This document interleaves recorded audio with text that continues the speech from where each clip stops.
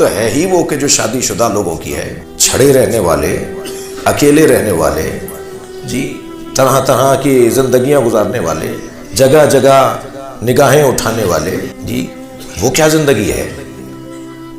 نماز بھی پڑھتے ہیں تو 2 رکعت کا ثواب 2 رکعت کا ہی ملتا ہے، جی یہ کون سی نماز ہوئی بھائی؟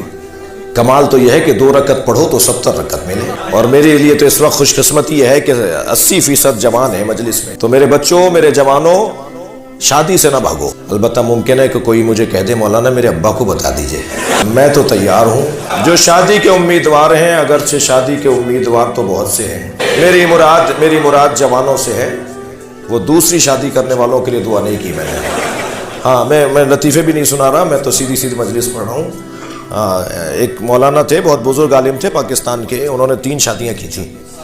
تو میں بھی ان کی خدمت میں ایک دن بیٹھا تھا، تو میری تو جرت نہیں تھی کہ میں ان سے یہ سوال کرتا، لیکن انہی کی عمر کے ایک مولانا نے ان سے سوال کیا، مولانا 3 شادیاں کی ہیں، کچھ تجزیہ کیجئے، کچھ تجربہ بتائیے کیسا رہا؟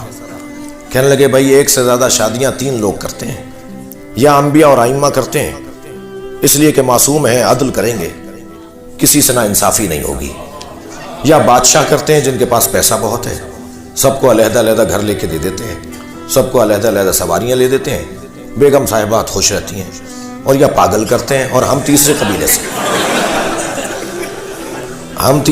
سے ہیں۔ تو بعض لوگ بڑی امیدوار رہتے ہیں کہ جی دوسری شادی، تو میں تو ان سے کہتا ہوں کہ بھائی دل کے بہلانے کو غالب یہ خیال اچھا ہے، ورنہ تو جرت ہے تو کہیں اور جا کے بتاؤ، یہ بہت مشکل ہے۔ تو جوانوں کے لیے میں عرض کر رہا ہوں کہ شادی کے بغیر نہیں رہو۔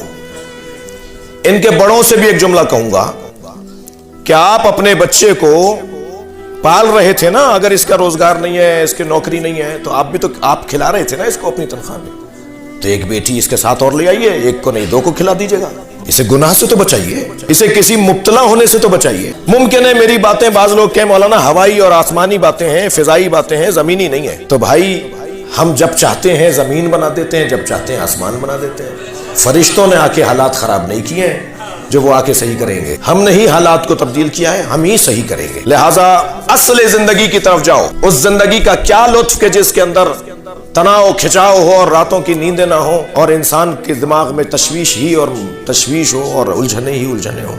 اصل زندگی شادی والی زندگی۔ میرے مولا علی فرماتے ہیں آدھا دین محفوظ ہو جاتا ہے ان کا جو شادی شدہ ہوتے ہیں، آدھا دین تقوی سے محفوظ ہوگا۔ یہ ہے اصل زندگی، زوجہ، اس کا مقام کچھ کم نہیں ہے۔